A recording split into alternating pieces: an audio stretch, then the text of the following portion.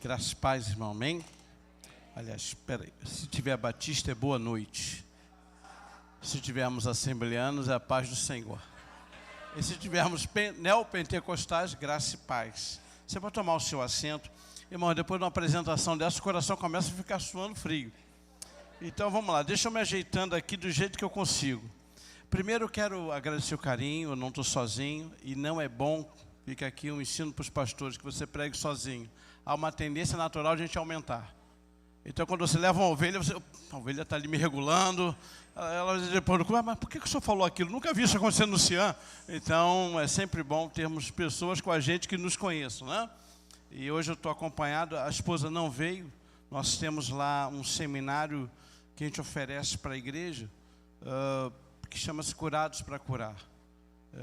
A minha formação, ela é também na psicologia, e eu vejo que tem muitas pessoas que têm dificuldade de trabalhar a questão emocional, mesmo passando pela conversão. E nós criamos esse seminário, eu tenho uns 16 anos, e de lá para cá tem sido assim. Hoje tem mais gente de fora, às vezes, da igreja do que de dentro, passando, né? O pastor fica sabendo, vai para lá, vai lá.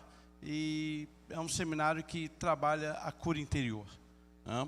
E eu creio que tem sido um tempo oportuno. Ministrei hoje de manhã, ministrei à tarde no aniversário, vim para cá à noite. Quando eu falei com ele, já preguei de manhã, já preguei à tarde, então a gente está 0 a 0. Vamos kit.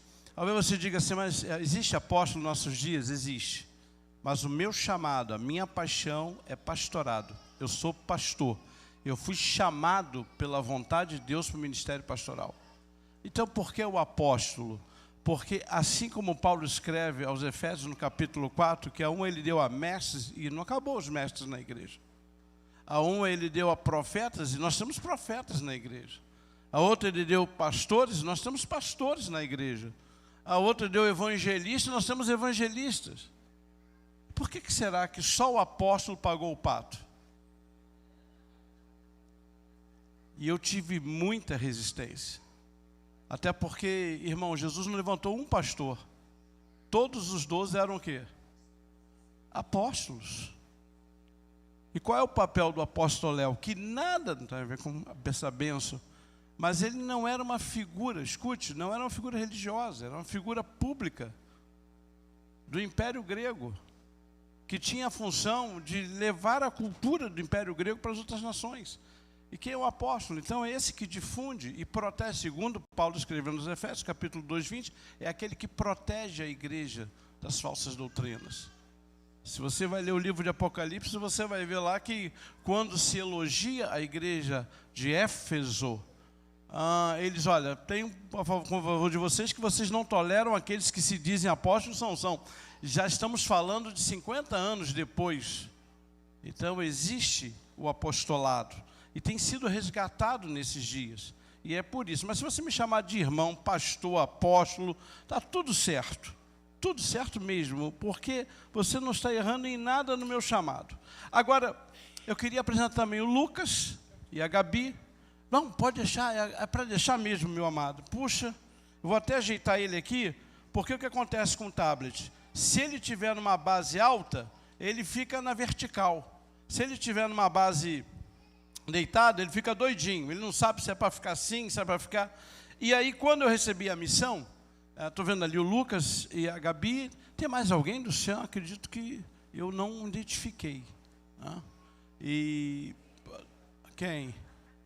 Tem, poxa, meu maior vendedor, negociador, puxou o pai? Então é isso. Bom, irmãos, eu queria convidar vocês a abrir sua Bíblia, vamos ler juntos o que foi o tema desse nosso congresso de família. E quando o pastor Alexandre falou assim, casa com a Cíntia, deixa eu dizer uma coisa para vocês. Tem algum casal aqui? Cadê? Então grava isso e nunca mais esqueça. Escuta, as pessoas costumam dizer assim, não, porque o amor de mãe é o amor mais bonito que existe. Irmãos, que alternativa uma mãe saudável tem se não amar? É isso? Toda mãe saudável ama. Mas isso não é uma opção para ela. Isso não é uma opção. Não é mesmo. Não é uma opção para o pai amar o seu filho. Um pai saudável, normal, ele vai o quê? Amar o filho. E a primeira coisa que ele tem que entender sobre filhos, eles estão aqui, é que não existe essa loucura que eu escuto às vezes na igreja. Eu amo meus filhos do mesmo jeito. Mentira. Você tem um amorômetro? Você mede aqui, vem cá, filho, mede aqui, 70%. Vem cá, filha. Pô, 71, 70. Irmão, todo pai e toda mãe ama. É a alma do filho que vai decidir se ele vai se abrir mais para a mãe, se ele vai abrir mais para o pai. Nosso papel é amar. Mas dizer que ama igual não existe. Mesmo que você se esforce, você não vai conseguir. Então, trate de amar. Mas voltando ao amor de marido e de mulher. Para pensar no seguinte. Cadê os maridos que estão aqui com a sua esposa? Cadê? Pare só para lembrar o seguinte. O que você tinha quando começou a namorar e noivar que fizesse ela amar você? Nada. Era bonitinho, mas não era rico. Não tinha nada. Ela vai e diz assim, eu quero passar a minha vida com ele. Irmãos, me diga que amor é esse. Eu não tinha nada para oferecer para minha esposa. E vou ser sincero, se eu me conhecesse como eu me conheço, eu não casaria comigo. Você consegue entender? Eu não.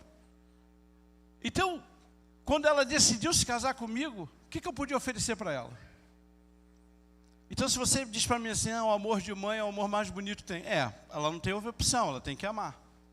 Mas a tua esposa fez uma escolha. Foi ou não foi? Então, por favor, honre a sua mulher. Você sabe, esse é o problema da nossa cultura. A gente quer que os filhos amem, né? Vamos amar os filhos. Mas você sabe como é que funciona Israel? O Shabat está acontecendo lá, terminou agora, às 18 horas. Sabe o que eles fazem todo Shabat? Eles se reúnem à mesa e eles começam a comer. Daqui a pouco o pai pega a Bíblia, Provérbios 31, e lê Mulher Virtuosa, quem achará, a gurizada está lá, os meninos estão lá. Ele vira todo Shabat e diz, você sabe de quem ele está falando? E as crianças, não papai, da sua mãe. Eles crescem ouvindo isso. O que seus filhos ouvem? Da sua esposa. O que você anda falando? Então eu queria convidar você, vamos abrir as nossas Bíblias. E aí, e o tema de vocês é interessante, né? Família. Pode colocar aqui aquela chamada bonita, pastor Léo, hein? Ele é bonitão, né? Foi amor à primeira vista, quando eles estiveram lá. Eu falei, que homem de Deus, que coração abençoado. Dá vontade, quando ele abraça, eu me sinto pastoreado, tu acredita? Toda vez que ele me abraça, aí ele tira, acabou. Mas então, só para, cadê o meu escriba? É lá em cima? Olha só, primeiro eu mandei, aí. É tempo de edificar. Edificar fala de construção. E uma coisa que eu vejo na família, é que toda família é uma obra que está sempre em construção. E eu queria ler com vocês, Neemias capítulo 2, versículo do 11 ao 18. Agora eu vou pedir ao meu amigo, se você pode me abençoar, porque eu já vi que vocês usam a NAA. Se você usar a NAA, eu vou ler uma coisa e eles vão entender outra. Se vocês tiverem a King James atualizada, eu fico até constrangido, porque o homem está de CBB, mas é que a nossa ideia lá na igreja é que a cada 2 anos eu mude a versão, para que eu me sinta motivado a preparar mensagens com outras versões, para que a igreja aprenda outras versões, e desde o ano passado nós estamos com a King James atualizada, já está aí. Legal. Outra coisa, irmãos, pela fidalguia, pela educação do seu pastor, estou tendo a primeira oportunidade aqui agora, deixa eu dizer algo aqui. Eu sei que ele não faria isso em público, mas se amanhã você falar qualquer besteira, qualquer coisa que ele não concorda, que não é doutrina da igreja, ouça o seu pastor. Eu não vim aqui destruir fundamentos que já foram lançados. Mas eu não conheço a visão teológica.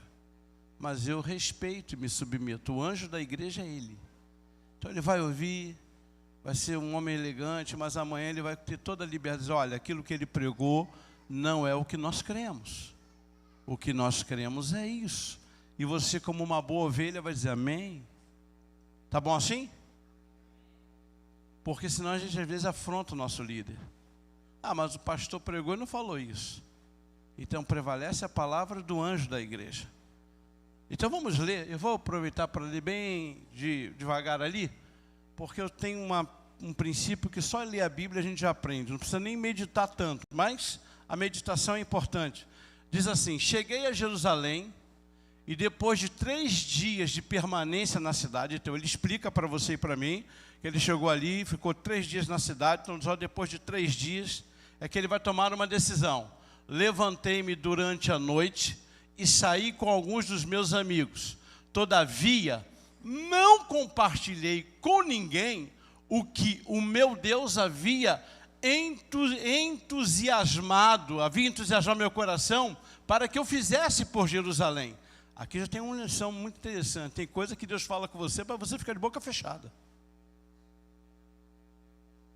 E quando se trata de família, então, cuidado quando você vem do teu marido. Meu marido é maravilhoso, meu marido é isso. Tem sempre uma bandida de olho. Diga comigo, vigia. Pronto. Entendeu? Não fica fazendo essa propaganda toda, que ele vai sentir a última cocada do tabuleiro. Para que eu fizesse por Jerusalém. Não levei animal algum, a não ser aquele que eu montava. Muito bem. Desta maneira, saí à noite pela porta do vale, fui até em Ratanim, fonte do crocodilo, e até Shahar-Haspot, portão do lixo, e examinei as muralhas de Israel que haviam sido derrubadas e os seus portais que haviam sido destruídos pelo fogo. Fui ainda mais adiante, até o portão da fonte, até o tanque do rei. Contudo, ali não havia sequer espaço para o animal que eu montava pudesse passar. Imagina se ele leva outro. Olha a dificuldade. Por isso decidi subir o vale, ainda de noite, avaliando o estado dos muros. Finalmente retornei e tornei a entrar pela porta do vale. Os oficiais não ficaram sabendo aonde eu tinha ido, pois até então eu nada havia revelado aos judeus. Os sacerdotes... quebrou, escriba. Quebrou as pernas. Aos sacerdotes, aos nobres, aos oficiais, aos demais, sobre a obra que iriam realizar. Versículo 17. Então eu lhes disse, vede, note atenção, Deus havia entusiasmado o coração dele. Mas é interessante como o entusiasmo não se pode sobrepor à realidade.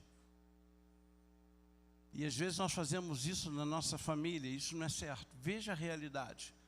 Então lhes disse, vede a deplorável e humilhante situação em que nos encontramos, como toda a cidade de Jerusalém, que está em ruínas, as suas portas devastadas pelo fogo.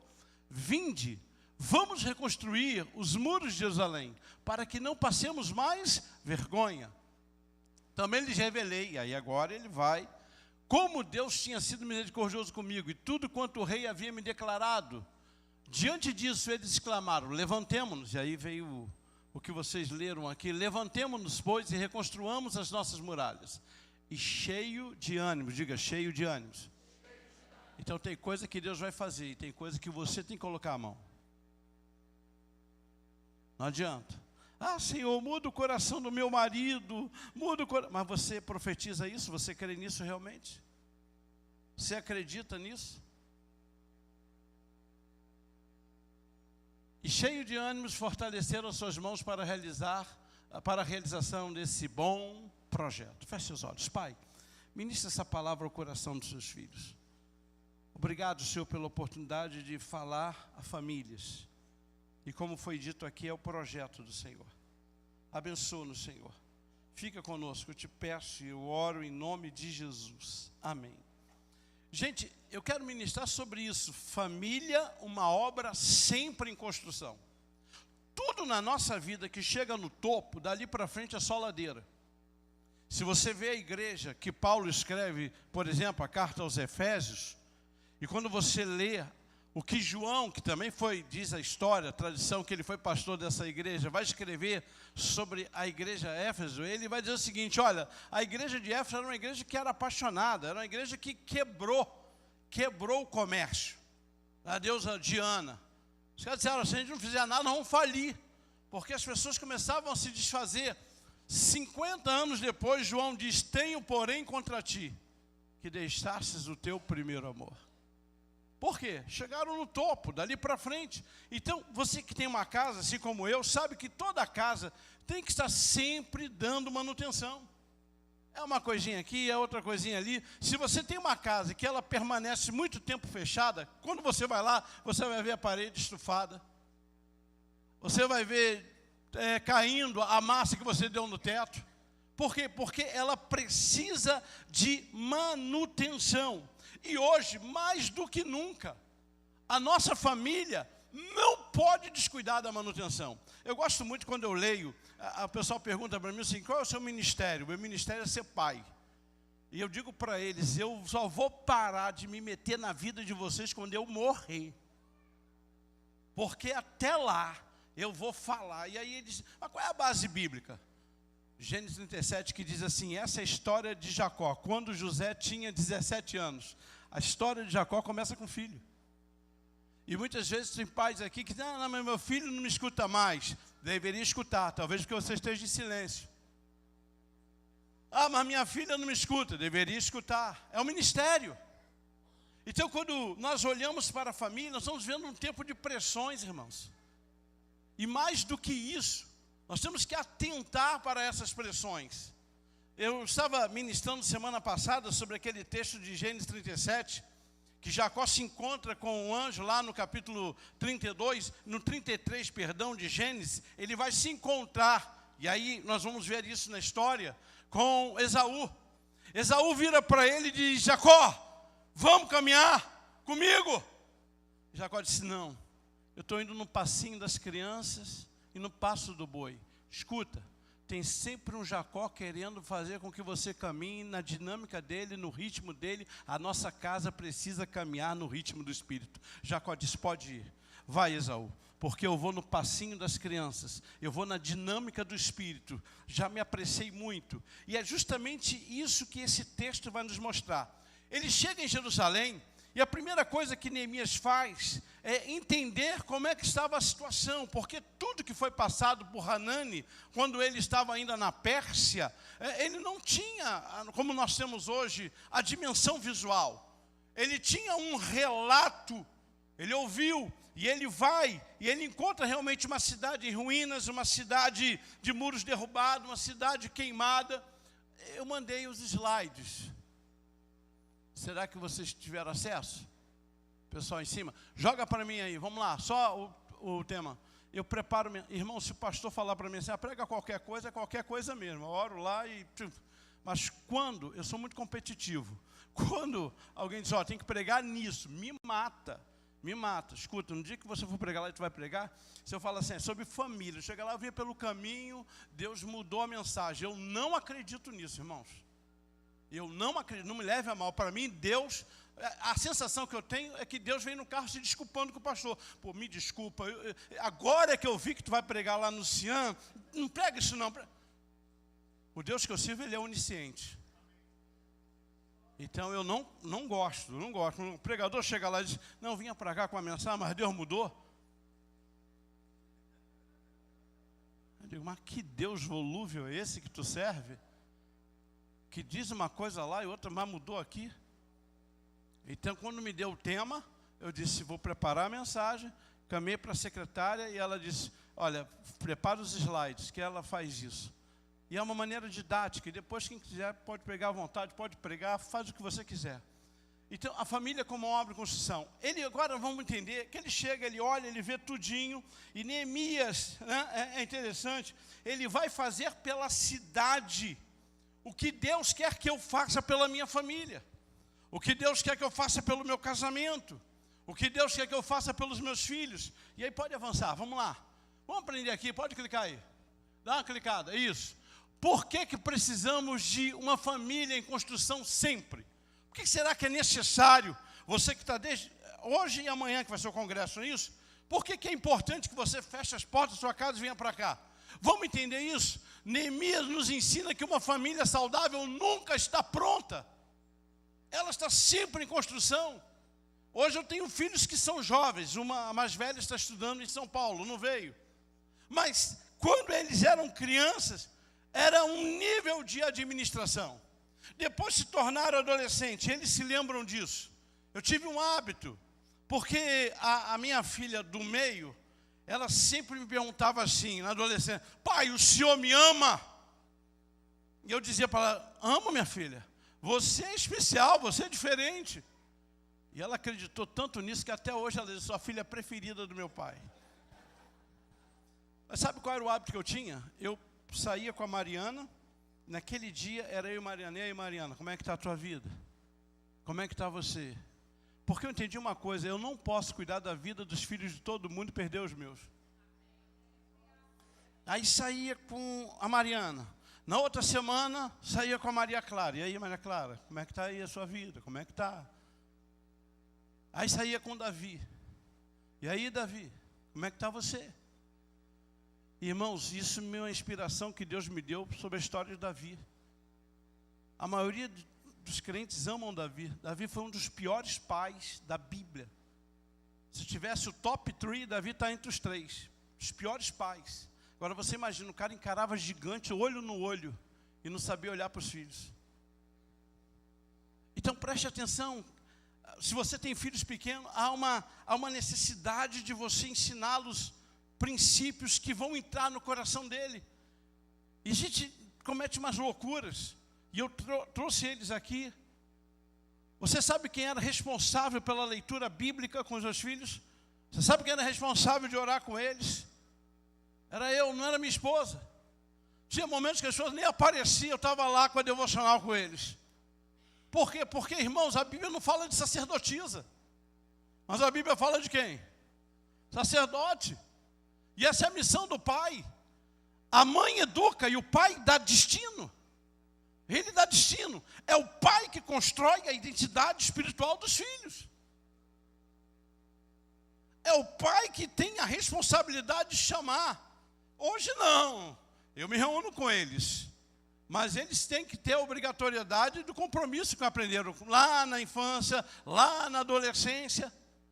Então notem que aqui nós vemos o seguinte: uma família saudável nunca está pronta, eles sempre estão em construção. O casamento também entra em construção. E é interessante que o texto diz: examinei as muralhas de Israel. Ele diz assim, olha, porque ele vai examinar. Por quê? Porque tinham sido derrubadas e seus portais haviam sido queimados. Então nós precisamos entender isso de uma maneira muito clara. Existem ruínas que vão se formando silenciosamente na nossa família. Existem coisas que estão ali se desfazendo e a gente não entende. Então a primeira coisa que Neemias fez foi inspeção. Diga inspeção. E isso é uma coisa que não pode separar de ser feito. Inspeção. Inspecione a sua família. Avalie a sua família. Veja o que está certo, o que está errado, o que não está. Então, preste atenção, o mais perigoso daquilo que acontece na nossa família, não acontece por explosão, acontece por erosão. Quando você vê, a coisa está desabando. Você diz, meu Deus, mas eu não estava atento a isso. Eu não estava levando muito a sério esse comportamento. Eu sou chato, irmãos. Ontem deu a hora dele chegar em casa, ele não chegou, eu mandei uma mensagem: estou orando para que você volte, porque a família da sua namorada também tem que dormir.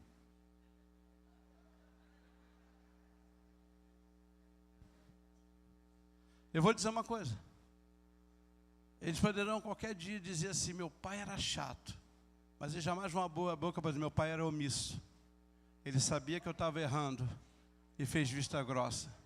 Então nessa noite Deus vai dar a você uma missão. Eu não vou pecar por omissão.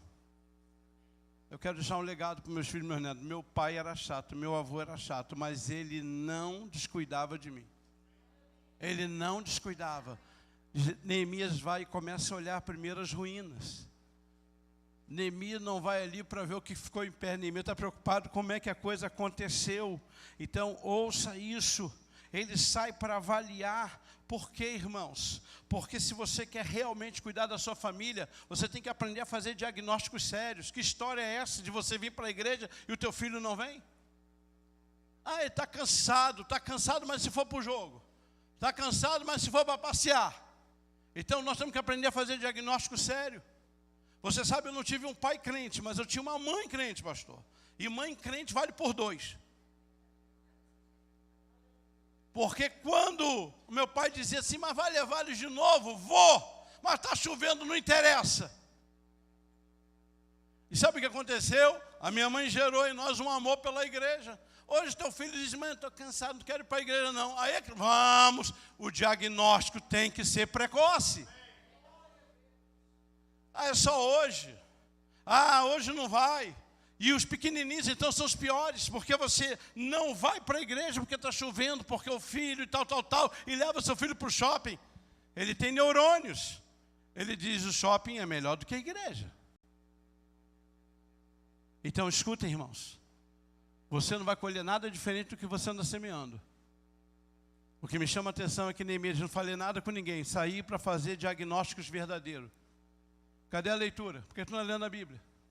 E detalhe, você sabe, na minha época não tinha conselho tutelar, minha mãe que fazia esse papel. Eu sei que vocês são novinhos, não pegaram isso. Quantas vezes eu falava alguma coisa com a minha mãe e minha mãe dizia, não. E aí eu queria forçar a pedagogia dela. Eu disse, mãe, mas por que não? E ela dizia, por que não? Se tu insistir, eu vou te dar uma sua.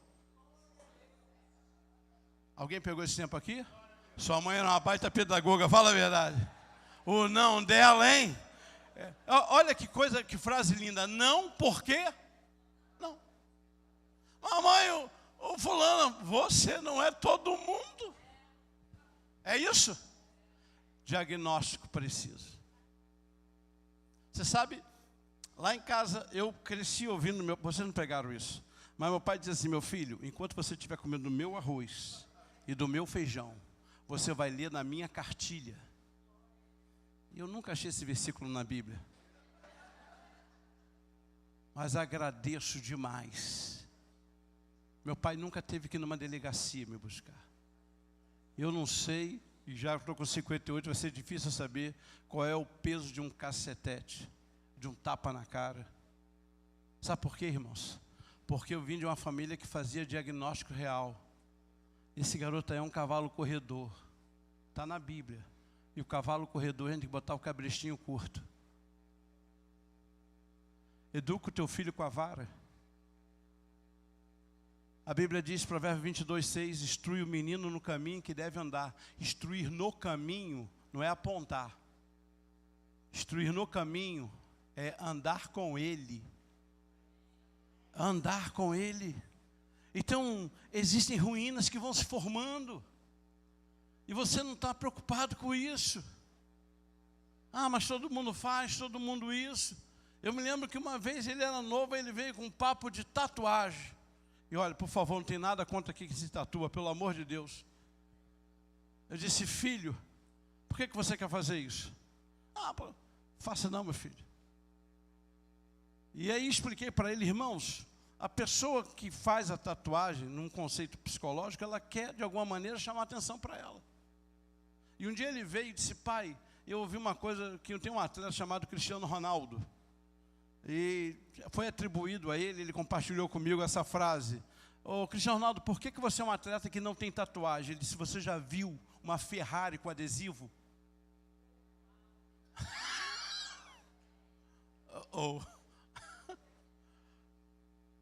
Irmãos, faz sentido botar adesivo na Ferrari? Foi Deus que me deu? Tem cabimento isso? Vai ser pobre assim? Hein?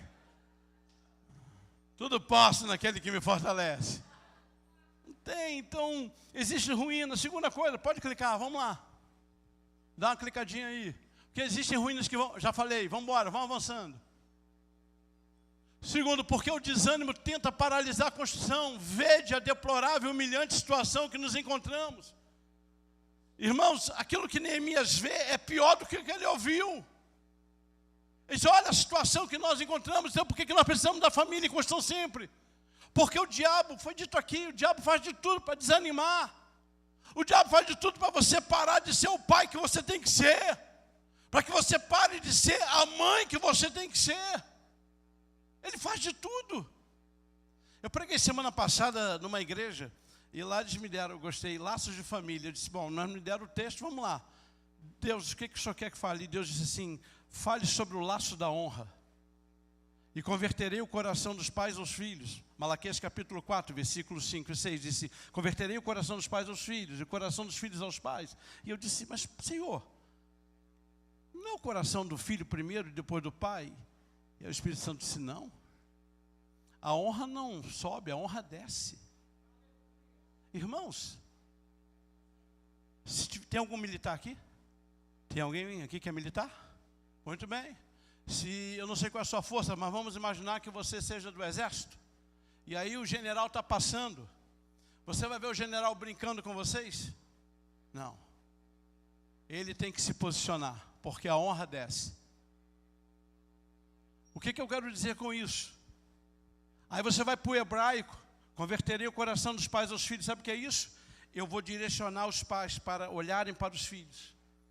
Deus não pode trazer o coração convertido do filho se você é um pai que não olha para ele. Então eu converterei o coração dos filhos. E aí diz lá o texto de uma maneira muito clara, e converterei o coração dos filhos aos pais. Como? Pela honra, pelo princípio da honra. Mas por que um filho vai honrar o pai? Aí o profeta diz assim, porque suscitarei um homem com o espírito de Elias, para que eu não venha e fira a terra com maldição. Irmãos, olhem para a nossa nação. Nós vivemos numa nação onde as famílias, os filhos respeitam os pais. Você acha que nós vivemos numa nação onde os pais honram os filhos? Então Deus está dizendo, eu vou levantar uma geração com o espírito de Elias. Aí você, mas pô, o que é isso, espírito de Elias? Aí vamos para a Bíblia.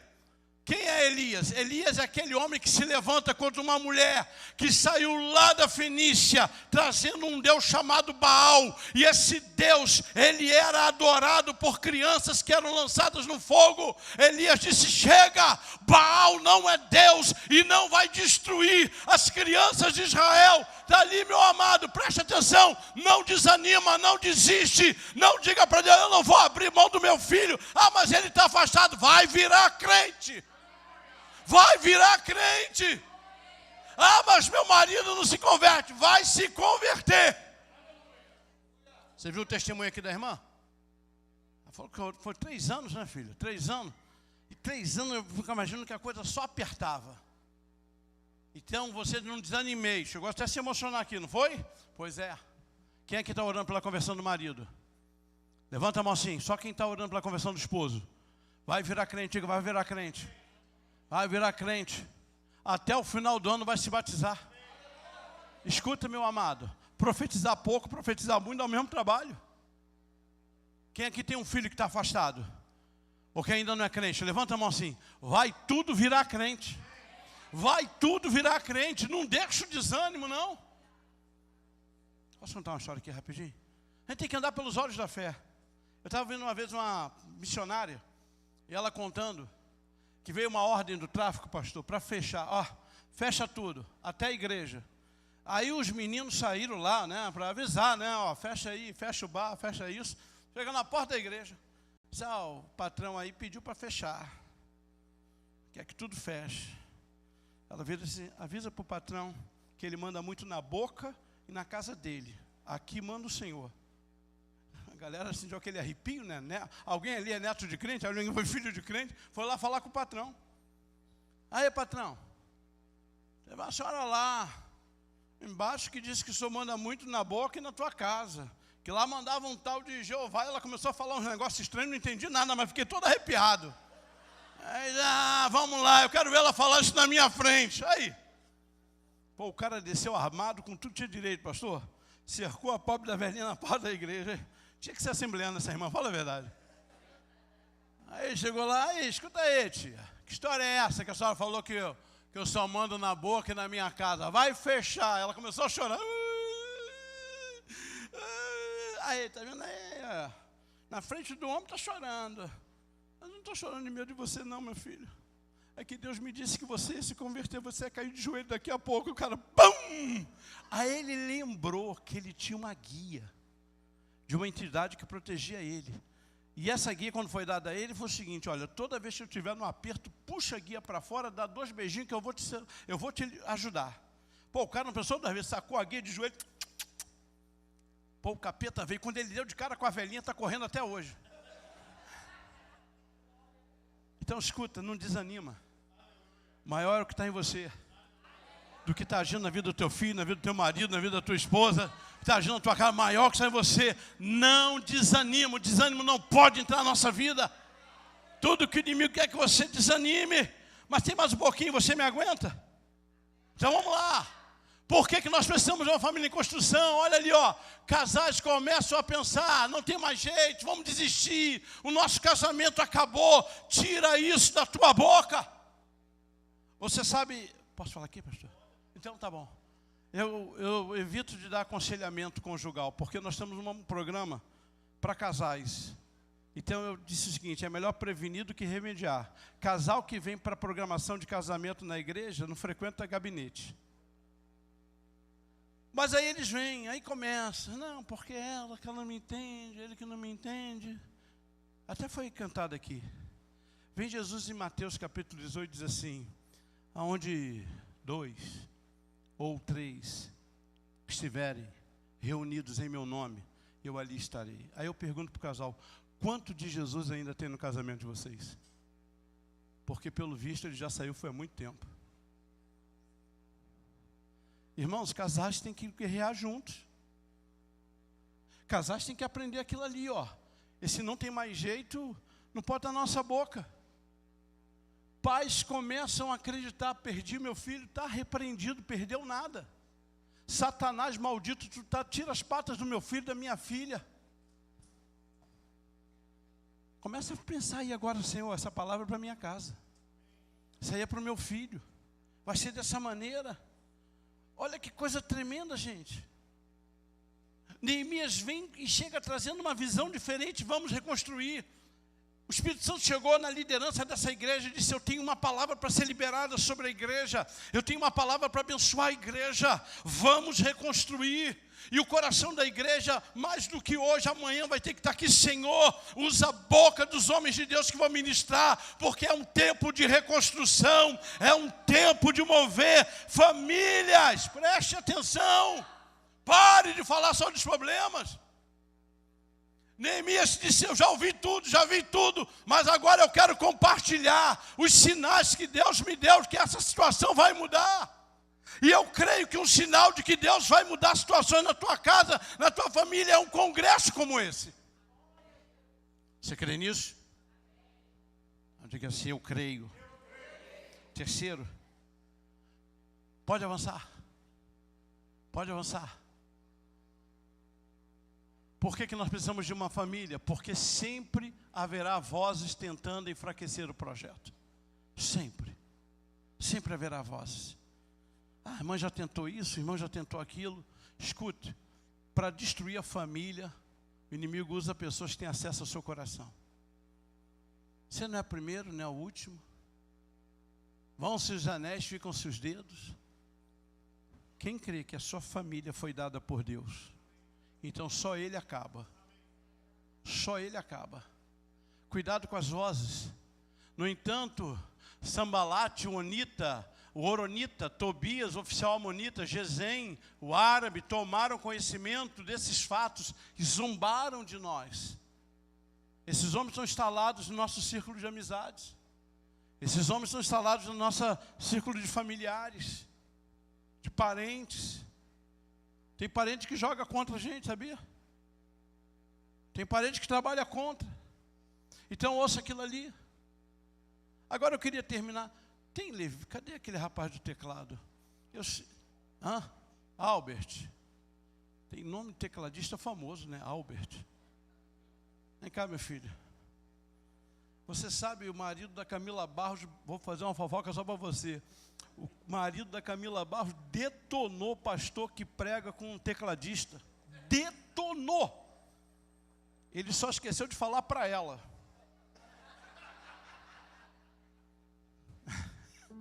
Detonou. Agora eu vou te explicar.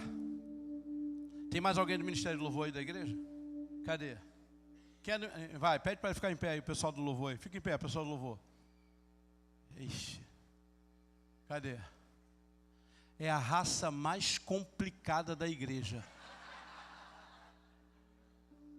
Meu irmão. Não, porque você já falei, ó. Pedi para ficar em pé, o cara senta. Fica em pé.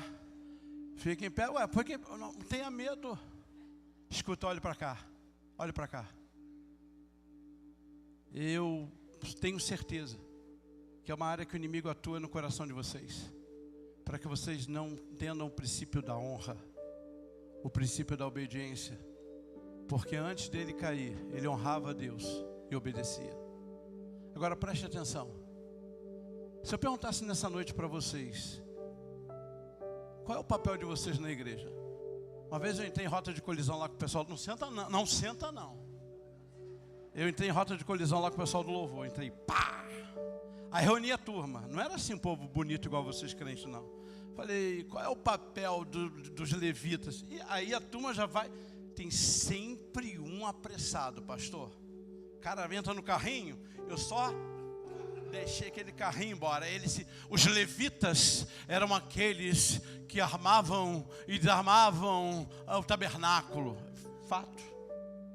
Fato. Eram 3 famílias, cada uma responsável por uma estrutura do tabernáculo. Mas não foi isso que eu perguntei. Eu disse quem eram os levitas. E os levitas eram os descendentes de Levi. Você imagina a cara de nojinho que a turma fez. Aí eu disse, vocês devem lembrar que Levi é o 4º filho que Leia teve com Jacó, Lia. Aí que vem o segredo. Quando ela deu a luz, ela disse, eu vou botar o nome dele de Levi. Quem sabe agora o meu marido vai ficar mais apaixonada por mim. Esse é o papel do levita, deixar a noiva mais apaixonada pelo noivo. Se você não faz isso aqui, tem alguma coisa errada com você. Você pode sentar. Vamos aplaudir os levitas dessa igreja? Tem outros levitas aqui? De outras igrejas? Vocês são levitas. Esse é o papel. Nós temos que sair aqui deixando a igreja mais apaixonada pelo noivo. Por isso, levitas. Mas aí por que o senhor gosta de tecladista, né? Aí eu me lembro de Eliseu. Vou te valorizar agora. Eliseu é chamado. O Josafá diz assim, será que não tem um profeta por aqui? O Jotão que não batia de frente com ele, esse cara tem, mas o Eliseu não gosta de mim. Ele disse, pô, vamos chamar. Eles estavam indo atrás, perseguindo os moabitas. Estavam perseguindo. E acabou a água. Acabou a água, os caras não sabiam o que fazer, e agora? Eles fugiram. E aí então, olha, então Josafá manda trazer o profeta Eliseu. Eliseu vira e diz assim, trazei-me, isso para você que tem resistência com louvor na pregação. Para você que concorda com o marido da Camila Barros. Trazei-me um tangedor. Eu perguntei ao Espírito Santo, Senhor, por que Eliseu pediu um tangedor? O Espírito Santo veio na minha mente e disse assim, porque o louvor prepara o ambiente profético. Então toda vez que você começa a tocar aí, você está preparando um ambiente para que ele receba uma profecia. Entendeu? É assim. Então vamos liberar a profecia? Pode avançar. Como manter a nossa família sempre em construção? É sobre isso que eu vim ministrar. Primeiro, famílias que estão sempre em construção são aquelas que têm disposição para enxergar a realidade. Eu não vim aqui hoje para fazer você esquecer da sua luta. Eu não vim aqui fazer com que as coisas estejam acontecendo. Eu vim aqui dizer para você exatamente aquilo. Examinei as muralhas que haviam sido derrubadas. Eu vi que a situação de Jerusalém não era fácil. Eu vi que a situação de Jerusalém era uma situação complicada. Mas olha que coisa tremenda. Eu vim aqui para dizer que em Deus nós vamos reconstruir. Essa noite e o dia de amanhã, Deus está separando. Começou hoje de manhã, teve? Hoje de manhã e agora à noite, Deus começou a dizer assim, olha a realidade, mas não se deixa convencer por ela, porque a última palavra quem dá sou eu. A última palavra na tua vida quem vai dar sou eu. Então essa é a primeira boa notícia que eu quero compartilhar com você. Neemias saiu à noite, saiu em silêncio. Ele está examinando tudo. Então é hora de perguntar como é que nós estamos espiritualmente. Irmãos, nós temos que tomar cuidado. Eu preguei uma palavra, Deus me deu uma palavra de uma revelação. Naquele dia eu não fui à academia, e o meu filho foi 8 da noite, disse: pai, vamos? Eu falei: vamos. Quando chegou lá, pastor, na academia, eu estou olhando aquele povo lá. Daqui a pouco o Espírito Santo vem com Lucas capítulo 12: louco, essa noite pedirão a tua alma, e para quem despreparado?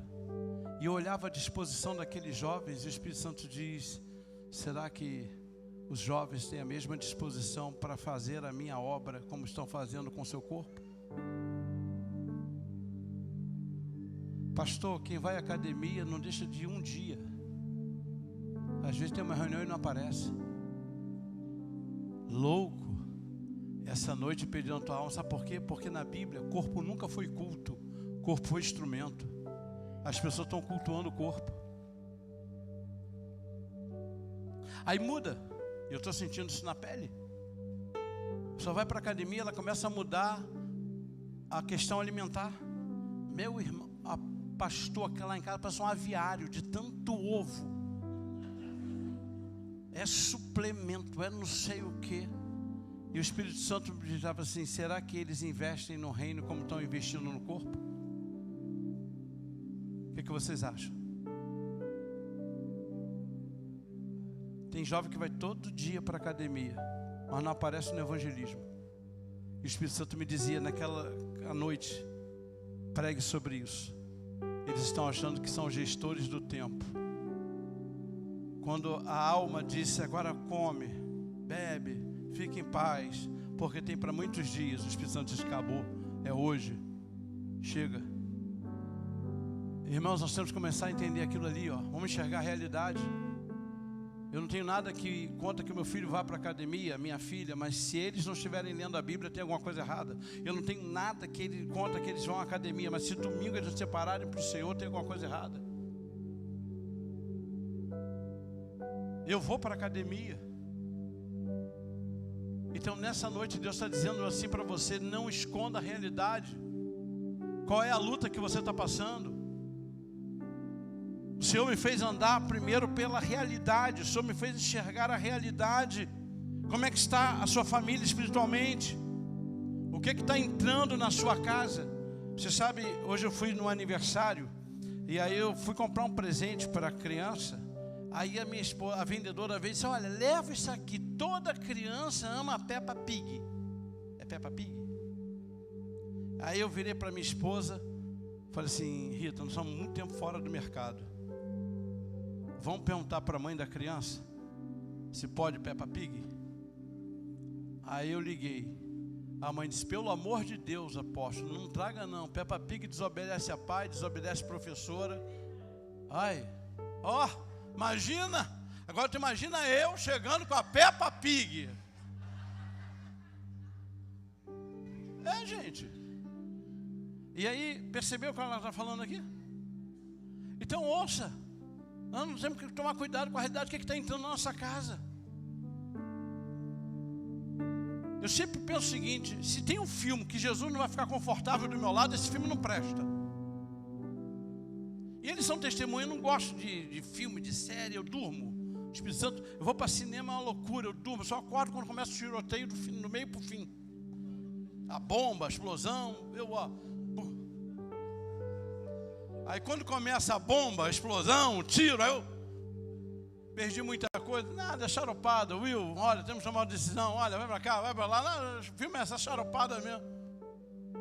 Então, o que está entrando na nossa casa? Ah, mas o senhor sabe como é que é? Irmãos, deixa eu falar uma coisa para você. Seu filho mora num hotel 5 estrelas. Ele não lava o lençol. Eu não sei, você é o mais novo, é filho único, único. Quantas vezes você virou para o teu pai, na tua existência, e disse: pai, como é que está de grana aí para pagar a luz esse mês? Nunca, nunca, nunca, nunca. Não, mas toda casa é assim? Não tenha dúvida, isso aí, profetiza. Eu também profetizo, estou nessa vibe aí, profetizando. Mas eles nunca vi, nenhum dos três fala assim: pai, e aí, esse mês a grana para água tá legal? Já fez isso teu filho? Não. Tua filha já fez? Não. Nunca eles falam assim: pai, e o Wi-Fi, como é que é? Tá tudo certinho? Posso entrar? Já tá pago? Teu filho mora numa casa com Wi-Fi que ele não paga, com uma roupa de cama cheirosa, perfumada, que ele não lava, com uma comida, o bicho come, meu irmão. Come, que é terrível. Lá em casa eu tenho que colocar regras, sabia? Eu digo assim: ó, isso aqui, se vai comer, me pede antes, porque a pior coisa para mim, eu falei: pô, deixei aquele negócio lá na geladeira, vou lá, cadê? Eu não sei se você sabe, mas eu vou ficando verde, a roupa vai rasgando. Então lá em casa eu não me incomodo. Se vier e falar assim: pai, posso beber isso? Posso comer isso? Pode, porque eu sei que eu liberei. Então nessa noite Deus está dizendo aqui para você isso. Como é que está? O que está entrando na sua casa? Agora, irmão, preste atenção. E eles estão aqui, e eles são testemunha disso. O meu celular, qualquer um dos três sabem a senha, minha esposa. Eu tenho um escritório na minha casa que eu fico de costas para a porta, e a tela do meu computador é um monitor de 40, e a porta fica encostada, porque eles sabem o seguinte: meu pai tem que ser a referência de santidade. Então essa história, só você e o Mickey Mouse que acreditam nessa história que teu marido não quer te dar a senha do celular para te proteger. Para com essa loucura, diz para ele: para com essa loucura, eu quero saber de tudo. E olha, eu vou dizer uma coisa para vocês aqui, pelo amor de Deus, não subestima a mente. O homem, a mulher, quando quer mentir, mente. O homem não consegue, pastor. A mulher vai apertando, ela vai apertando, fala a verdade. E elas pegam. Porque é um princípio de 1 Pedro, que diz: honre a mulher como a parte mais frágil da aliança. Porque se você não honrar, eu vou honrar, eu vou mostrar tudo que você está fazendo no oculto. Mostra ou não mostra, irmã? Você que está com teu marido, diga aí: fica atento. Diga assim: papai está na casa falando. Fica esperta, né? Já fica, ó. É a hora que a esposa tem que aproveitar. Quando a irmã fala, eu falo. O pastor fala, aí, ó. O profeta está falando, hein? Vigia. O cara chega a abrir o olho. Como é? Se você pegar a carteira de identidade, pastor, está suadinha. Até a carteira de identidade está suada. Ele pega toda molhada. Sabe por quê? Porque você tem que vigiar. Cuidado com o que está entrando na sua casa. Eu posso dar um testemunho aqui rápido, pastor?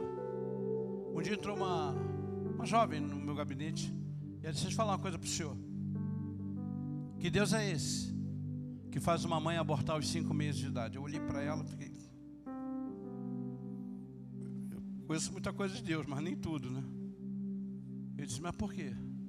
Porque eu estava com a minha gestação e no quinto mês, eu perdi a minha filha. Eu disse: olha, eu não sei por que isso aconteceu, mas vamos fazer o seguinte: eu posso orar por você? Aí comecei a orar. Falei: meu Deus, o que está na mente dela pula agora para o corpo. Eu falei: eita. Falei: qual é o teu nome? E aí o demônio manifestou lá a identidade dele. Falei: demônio, ela me fez uma pergunta que eu não sei responder, mas você sabe, safado. Então tu vai falar agora a verdade. Tu é mentiroso, mas tu vai falar a verdade. Em nome de Jesus, tem anjo aqui te queimando. O que aconteceu? Escuta isso. Ela foi num churrasco de uma amiga. Essa amiga, porque não podia ter filho, estava com inveja dela, preparou a comida, sacrificou a demônios e deu para ela. Ela saiu dali, começou a passar mal e abortou. Cuidado com quem entra na tua casa. Cuidado com presente que ninguém gosta de você. Cuidado com comida. Cuidado. E segue lá. Olha, tem uma coisa que é interessante. O conselho de Balão, a Balaque, disse: olha, contra esse povo não vale encantamento não, mas eu sei uma coisa: se eles estiverem prostituídos, o Deus dele abandona eles. Cuidado com as prostituições que ele está levando. Nossa casa é lugar santo. Ah, não, esse filme eu não quero, essa novela eu não quero. Eu não tenho parte nisso. Então nessa noite, Deus está colocando isso aqui. Como é que está aí? O texto diz que os portões estavam queimados. Tem muito portão queimado. O que portão nos lembra? Isso mesmo, acesso. Cadê o portão da comunicação? Está queimado. Cadê o portão da oração? Está queimado. Cadê o portão da pureza? Foi destruído pela pornografia. Uma cidade sem muros é uma cidade desprotegida. Por que vocês acham que Neemias veio construir o muro? Porque como é que Israel vai voltar com uma cidade totalmente destruída? O portão da honra está sendo queimado por rebeldia. Deus abomina a rebeldia. Filhos rebeldes estão na rota da morte. Cadê o portão, gente? O portão da fé está sendo enfraquecido pela falta de oração. Eu vivi uma experiência com Deus. E me perdoe porque é horrível da experiência pessoal. Mas sabe como é que estava a minha vida de oração? Ela parecia um drive-thru. Você me pedia oração, eu ligava a seta, entrava e dizia: Deus abençoe o pastor Léo, toma ele nas tuas mãos, meu pai, guarda ele está te pedindo isso. Aí vinha a irmã: pode dar para você orar pela minha saúde? Senhor, aí eu entrava. Eu vivi uma experiência no ano passado. A experiência foi tão forte que eu falei com a minha esposa assim: corre lá que eu estou sentindo que eu vou ter um derrame, um infarto. Pega lá o remédio. E ela pegou 2 comprimidos e me trouxe. A nuca parecia que ia explodir, pastor. Uma sensação horrível, uma queimação no peito. E eu tomei os comprimidos. Daqui a pouco eu comecei a ficar grogue. Eu falei: agora a pressão está baixando. Começou a me dar sonolência e a vontade de ir ao banheiro. Quando foi à noite, eu virei para minha esposa e disse assim: acho que eu vou tomar mais um comprimido. Eu vou lá buscar. E aí ela disse: vai lá, é a única cartela que está com 2 comprimidos tirados, que eu te dei. Aí estou lá procurando. Cartela. Quando eu pego a cartela, eu olho, isso não é possível. Falei: Rita, só tem essa cartela aqui, só essa cartela, Alexandre, pode tomar outra. Quando eu li Imosec. Escuta isso. O Espírito Santo veio na minha mente: se eu não te guardar.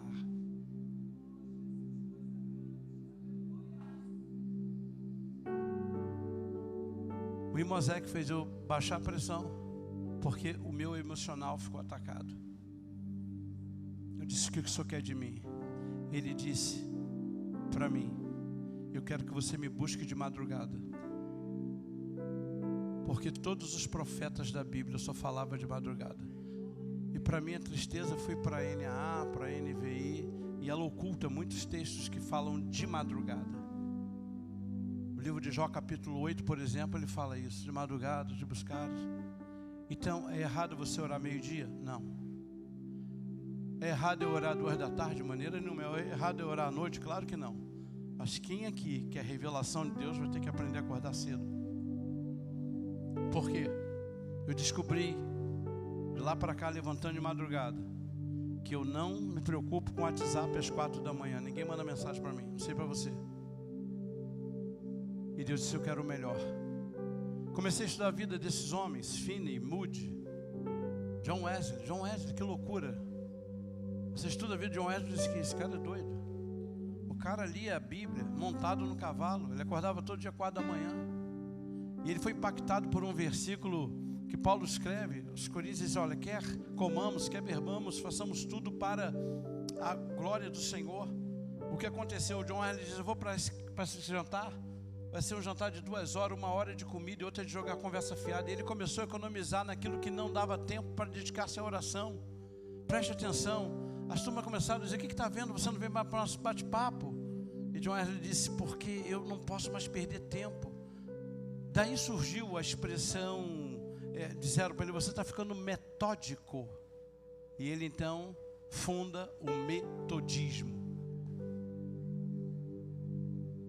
Quando você vê os Estados Unidos, essa nação, irmãos, Finney orava de uma média de 4 a 6 horas. As pessoas hoje chegam à conclusão que o que os Estados Unidos vive hoje é capital da vida de oração de Charles Finney. Cadê o nosso povo? Jesus, 75% da nossa vida cristã se resume em Mateus capítulo 6, é só você ler. Jesus diz, quando orares, ele já nem parte do princípio que se você vai orar, ele já sabe que você vai orar quando deres esmola. Quando jejuares, cadê o jejum, irmãos? Deus começou a fazer uma reprogramação espiritual na minha vida. O senhor parou de ter problemas? Não. Mas nunca mais precisei tomar Imosec pensando que é. Sabe por quê? Porque quem quer revelação, busca de madrugada. Todos, eu disse o quê? Os profetas da Bíblia acordavam de madrugada para ouvir. E para você não pensar que eram só os profetas, faça um estudo de Jesus na madrugada. Jesus começava o dia dele na madrugada. Cadê os crentes que oram de madrugada? Então, fique em pé, porque eu quero concluir a minha palavra, já passei da hora. Famílias que estão sempre em construção são aquelas que transformam vergonha em propósito. Quem disse que o que você está passando é a palavra final de Deus? Quem disse que o que você está vivendo é um propósito de Deus? Então Deus te trouxe aqui nessa noite, eu vou mudar. Eu vou transformar essa vergonha. Eu vou entrar com o meu poder. Eu vou entrar com a minha transformação. Agora Deus tem que começar por alguém. Alguém tem que se levantar na família. Eu não tive um pai crente, mas Deus usou a minha mãe. Então Deus quer usar você. Deus não quer que você ceda. Deus não quer que você se entregue. E eu creio que isso vai ser a dinâmica desse congresso. Sua família é preciosa demais para você desistir dela. Nossa família é muito preciosa. Minha esposa é preciosa. Eu às vezes brinco com ela, falo assim, ó, fala a verdade. Tu está melhor comigo que com teus pais. E digo para vocês que hoje nós temos mais tempo juntos. Eu saí de casa com 19 anos. Então eu convivi exatamente com meu pai 19 anos. Eu tenho mais tempo de casado do que convivência com os meus pais. Você já parou de pensar nisso? E lá em casa de vez em quando fica umas coisas assim, não, quando o Alexandre morrer e tal, quando o Alexandre morrer, não sei o quê. Um dia eu também não aguentei, pastor, sou de carne. Falei, Rita, será que dá para você deixar Deus escolher quem ele vai levar primeiro? Eu não tenho problema nenhum de ir na frente, mas deixa ele decidir. Ah, não é verdade? E eu sempre digo para ela o seguinte, olha, de repente é melhor eu ir na frente mesmo. Porque eu estou há 33 anos casado. E, irmãos, eu não conheço essa mulher há 33 anos, não acredito? Aí o cara vai, eu fico olhando o cara quando casa de novo, ele é maluco. Isso é doido, varrido. Porque você para para pensar, irmãos, eu estou levando 33 anos casado. Quanto tempo vocês têm de casado? 19 anos, não conhece nada quase da Cíntia. Aí, vocês não, aquele casal se separa. O cara começar tudo de novo, tem que ser doido. Então hoje eu já sei o que ela gosta, o que ela não gosta, sei o que ela quer. Que maravilha, aí eu vou começar tudo, não vou ter paciência, nem vou ter vida. Estou com 58, com mais 33. Então, Senhor, conserva a tua filha aí. A gente vai se entendendo, bota o time em campo, põe uma partidinha aqui, outra ali. Se é que vocês me entendem, os casais.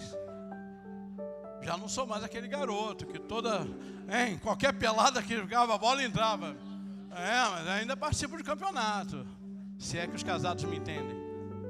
Ainda bota o time em campo. Ela também não está de bobeira, não. E lá em casa é engraçado. Vocês sabem, eu sei que na casa de vocês os filhos são educados. Antes de entrar no quarto, eles batem na porta. Pai, mãe, posso entrar? Lá em casa tudo indígena, metia a mão na porta. Então toda vez que a gente quer brincar, eu digo, passa a chave.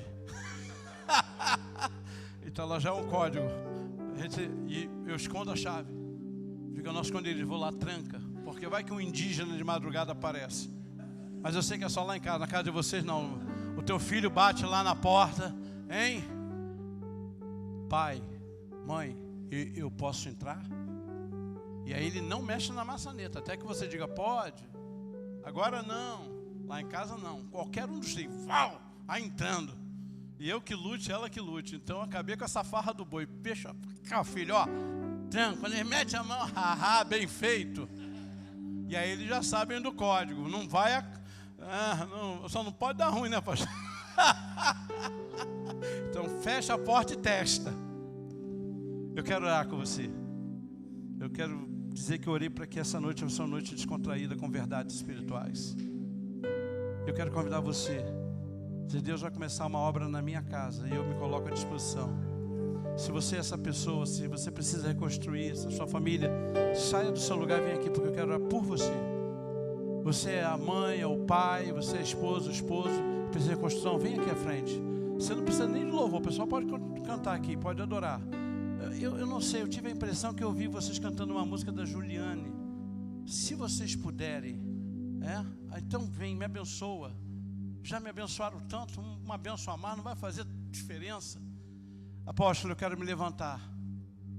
Eu vou ser o Neemias da minha família. Agora você imagina um homem levanta os muros. Por que uma pessoa não vai levantar uma família? Não é verdade? Não desanima. Apóstolo, eu não vou abrir mão do meu filho. Tem alguma mãe assim que está aqui hoje, que o filho está afastado? Vem para cá. Deus vai usar você, filha. Tem alguma esposa aqui que está orando pelo marido? Olha, meu marido ainda não é crente. Tem alguma esposa aqui que ficou aí? Deixa Deus te usar. Tem algum filho que o pai ainda não se converteu, ou a mãe aqui? Olha, meu pai ainda não é cristão. Há alguém assim? Há alguém aqui assim? Vem para cá. Sabe por quê? Porque Deus quer usar você. Deus quer te convencer hoje e amanhã, porque eu creio que as mensagens serão assim. Se você ouviu algo hoje abençoador de manhã e abençoado agora à noite, você não tem ideia do que vai ser amanhã. Amanhã eu tenho certeza que você vai sair com uma dúvida. Eu não sei se foi a igreja que subiu ou se foi o céu que desceu, mas eu sei que Deus bradou. Você crê nisso? Apóstolo, eu preciso orar para uma restauração do meu casamento. Estou me desgastando muito. Vem para cá com a sua esposa. Está tendo desgaste no casamento? Está tendo muito desgaste? Sai do seu lugar. Traz a tua esposa. Vamos lá. Nosso casamento não pode ser 50% alegria e 50% problema, não. Vamos declarar isso? Vamos louvar?